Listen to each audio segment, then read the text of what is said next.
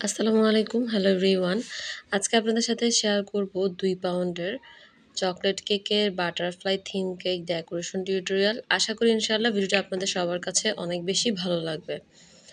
যেহেতু butterfly theme cake আর এই কেকটা প্রথমবারের মতো আমি করছি আর এটার ভিডিওটা অলরেডি অনেক বেশি বড় হয়ে গিয়েছে।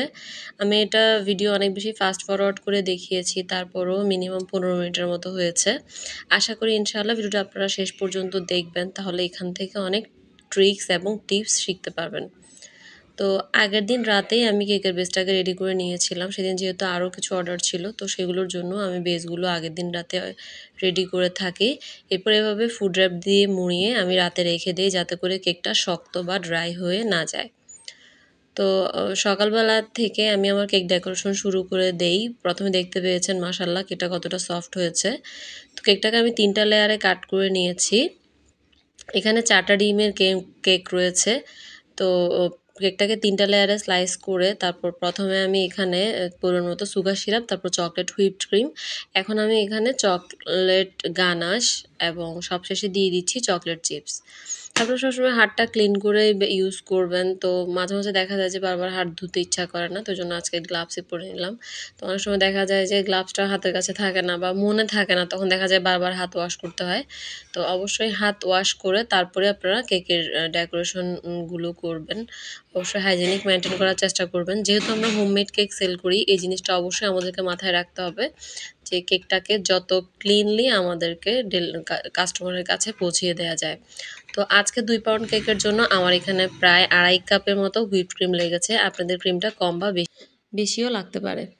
তো সেমভাবে প্রত্যেকটা লেয়ারে আমি chocolate ganache, chocolate whip cream, sugar syrup এবং চকলেট চিপস দিয়ে নিচ্ছি। যেহেতু গানাশটা অনেকটাই ঘন, সেজন্য এটাকে প্যালেট নাইফের সাহায্যে আমি দিয়ে দিচ্ছি। আপনারা মাঝে মাঝে খেয়াল করে দেখবেন গানাশটা একদম লিকুইড টাইপের থাকে। তো ওই সময় দেখা যায় যে এটা টেম্পারেচার একটু গরম থাকে, যার কারণে এটা একটু লিকুইডি ফর্মে দেখায়। তো প্রত্যেকটা লেয়ার আমি এভাবেই করে নিচ্ছি। তো আপনাদের সাথে কথা বলতে বলতে কেকের সর্বশেষ লেয়ারও দিয়ে দিলাম। তো কেকটাকে প্রথমে আমি ক্রাম কোটিং করে এটাকে বাটারফ্লাই শেপের জন্য মাঝখান বরাবর এভাবে কেটে নিব। তো আনফরচুনেটলি ভিডিও ক্লিপটা মিসিং হয়ে যায়। তো কেকটাকে ক্রাম কোটিং করেই কিন্তু আমি এটাকে এভাবে কাট করে নিয়েছি। এটা খুবই ইজি একটা মেথড। আপনারা একটু স্ক্রিনে লক্ষ্য করলে বুঝবেন আমি কেক বোর্ডে কীভাবে এই বাটারফ্লাইয়ের শেপটাকে কিভাবে সেট করে নিয়েছি। এটার জন্য আন্তরিকভাবে দুঃখিত। আমি আসলে কারেন্ট চলে যাওয়ার কারণে এই ভিডিও ক্লিপটা আপনাদের সাথে শেয়ার করতে পারিনি। তো এই পর্যায়ে আমি একটা পাইপিং ব্যাগ ব্যবহার করেছি। একটা পাইপিং ব্যাগের সাহায্যে আমি কেকের চারো সাইডে এভাবে ক্রিম লাগিয়ে দিয়েছি। কিছুটা ক্রিমের সাথে আমি রেড ম্যানের রোজ পিঙ্ক কালারটা খুব সামান্য মিশিয়ে একদম হালকা একটা বেবি পিঙ্ক কালার করে নিয়েছি এবং এই ক্রিমটা দিয়েই পুরো কেকের চারো সাইড আমি এভাবে কাভার করে নিয়েছি। একটা পাইপিং ব্যাগ ব্যবহার করলে দেখবেন খুব দ্রুত কেকে ফিনিশিং চলে আসবে। যেহেতু এটা বাটারফ্লাই থিম কেক, রাউন্ড বা স্কোয়ার শেপের কেক না, এজন্যই আমি মূলত পাইপিং ব্যাগটা ব্যবহার করেছি। আপনারা চাইলে এই ট্রিক্সগুলো ফলো করতে পারেন। তো কেক অবশ্যই বোর্ডে সেট করার আগে বোর্ডে কিছুটা ক্রিম লাগিয়ে নেবেন। না হয় দেখা যাবে কেকটা কিন্তু ডেলিভারি করার সময় নষ্ট হয়ে যেতে পারে বা নড়ে যেতে পারে। তখন দেখবেন কেকের ডেকোরেশন নষ্ট হয়ে যাওয়ার চান্সেস খুব বেশি থাকে।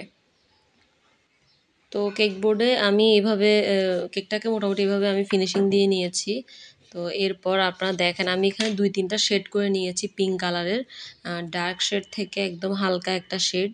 তারপরে একটু স্ক্রিনে লক্ষ্য করলে বুঝবেন যে কিভাবে করেছি। একটা পাইপিং ব্যাগের মুখ আমি একদম ছোট করে কেটে নিয়েছি এবং পুরো কেকের এভাবে সাইড থেকে ডট ডট দিয়ে নিয়েছি এবং এভাবে প্যালেট নাইফের সাহায্যে এভাবে টেনে দিয়েছি। খুবই ইজি একটা মেথড। একটু আপনারা লক্ষ্য করলে বুঝতে পারবেন আমি এটা কীভাবে করেছি। তো প্রত্যেকটা কালারের শেডই আমি এভাবে 2 বার করে ডট টেনে দিয়েছি এবং একটা একটা প্যালেট নাইফের সাহায্যে এভাবে টেনে এই ডিজাইনটা আমি করে নিয়েছি। তো এভাবে আমি প্রত্যেকটা কালারের শেডগুলোই করে নেব। তো এটা আরেকটু লাইট, মানে পিঙ্ক কালারটা আমি আরেকটু কমিয়ে দিয়েছি। তো এভাবেই করে নিয়েছি। তো দোনো সাইড থেকে প্রথমে আমি ডটগুলোকে দিয়েছি এবং প্যালেট নাইফ দিয়ে এভাবে একটু আলতো হাতে টেনে তারপর এটাকে এভাবে ডিজাইন করে নিচ্ছি। তো যেহেতু প্রত্যেকটা লাইন দুবার করে হবে, তো সেই অনুযায়ী আমি এভাবে ডটগুলোকে দিয়ে দিচ্ছি এবং সবশেষে আমি এখানে হোয়াইট কালারে দিয়ে দিব। যে আপু আমার কাছ থেকে অর্ডার করেছিলেন উনি আমাকে বলেছিলেন আমি যেন হোয়াইট এবং পিঙ্ক কালারের একটা শেড দিয়ে থাকি। আপু আমাকে একটা রেইনবো টাইপের শেডের ছবি দিয়ে এই কেকটা অর্ডার করেছিলেন। তো আমি এটাকে কালার চেঞ্জ করে আমি ওনাকে মেক করে দিয়েছি। আলহামদুলিল্লাহ আপু কেকটা অনেক বেশি পছন্দ করেছে। আপু যদিও একসাথে 2টো কেক আমার কাছ থেকে নিয়েছিলেন। আপু আমার কাছ থেকে এই কেকটা নেয়, সাথে আরও 2 পাউন্ডের একটা চকলেট কেক নিয়েছিল। তো আপু মেইনলি মেলায় আমার কেক খেয়েছিল। আলহামদুলিল্লাহ উনি মেলায় আমার কেক খেয়ে অনেক পছন্দ করেছে। তো দেন এই ফার্স্ট টাইম উনি আমার কাছ থেকে 2 পাউন্ড করে 2টো কেক নেয়। তো আপনারাও সবসময় চেষ্টা করবেন কাস্টমারকে ভালো কোয়ালিটি মেনটেন করতে, তাহলে ইনশাল্লাহ আপনারাও ভালো অর্ডার পাবেন। যারা প্রথম বিজনেস শুরু করছেন, আপনারা প্রথমেই মনে করবেন না যে প্রথম থেকে আপনারা অনেক বেশি অর্ডার পাবেন। এটার জন্য অনেক বেশি ধৈর্যের প্রয়োজন। দেখা যায় অনেক সময় বছরও অপেক্ষা করতে হয় যে রেগুলার অর্ডার পাওয়ার জন্য। আমি 2021 সাল থেকে আমার এই কেকের বিজনেস শুরু করি। এখন 2024 সাল। তো 21-22 এই 2 বছর আমি তেমন কোনো অর্ডারই পাইনি। দেখা গিয়েছে আমি 2 মাসও আমার কোনো অর্ডার পড়েনি। তো এটা আসলে ভাগ্যের ব্যাপার। আপনি যদি কোয়ালিটি মেইনটেইন করেন ইনশাআল্লাহ আপনার কোয়ালিটি দেখেই কাস্টমার আপনার কাছ থেকে কেকটা নিবে। তো আমি এখন কেকের মাঝখান থেকে আ এটা যেহেতু বাটারফ্লাই থিম কেক, তো সামনের সাইডে মাঝখানের যে সাইডটা এটা হচ্ছে কেকের মাঝখানের যে বডি, ওটা আমি একটা কার্ডের সাহায্যে একটু মোটামুটি ফিনিশিং দেওয়ার ট্রাই করেছি, যেহেতু ক্রিমের কাজ। যদি ফর্নেটের কাজ হতো আরও সুন্দরভাবে এটাকে ফিনিশিং দিয়ে নেওয়া যেত। তারপরে আমি কার্ড দিয়ে যতটুকু পসিবল আমার পক্ষে আমি ততটুকু ট্রাই করেছি। তো আমি একদম সামনে থেকে বড় সাইজের 2টো গোল্ডেন কালারের সুগার বল দিয়ে দিয়েছি, যাতে করে এটা দেখতে অনেকটা বাটারফ্লাইয়ের চোখের মতো মনে হয়। এবং নিচের সাইডে এটা যে বডিটা ওটাকে আমি করে নিচ্ছি একদম ছোট সাইজের গোল্ডেন যে সুগার বলগুলো হয় সেটা দিয়ে। তো প্রথমে একটু বড় থেকে একটু ছোট, মানে প্রজাপতির বডিটা যে টাইপের হয় আমি চেষ্টা করেছি ততটুকুই করে। তো বডির সাইডে আমি এভাবে একটা লাইন টেনে নিচ্ছি যাতে করে এটা দেখতে আর একটু ফ্রেশ লাগে। তো যেহেতু এখানের মধ্যে আমি প্রথমে একটু পিঙ্ক কালার লাগিয়ে ফেলেছিলাম, তো এটা দেখতে একটু খারাপ লাগছিল, তো সেজন্য আমি এটা দিয়ে একটা লাইন টেনে দিচ্ছি যাতে করে কেকটা দেখতে আর একটু বেশি আই সুদিং লাগে।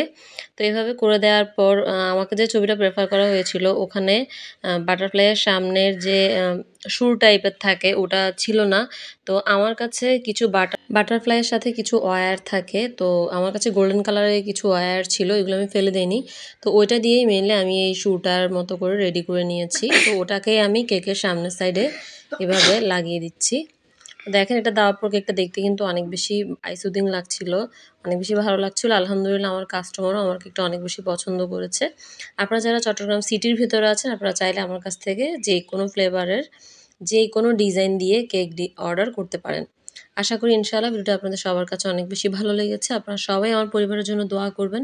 এরকম নতুন ভিডিও পেতে আমার চ্যানেলটি অবশ্যই সাবস্ক্রাইব করবেন এবং পাশে থাকা বেল আইকনে ক্লিক করে দিবেন, যাতে আমি কোনো ভিডিও আপলোড করলেই সবার প্রথমে আপনারা নোটিফিকেশন পেয়ে যান।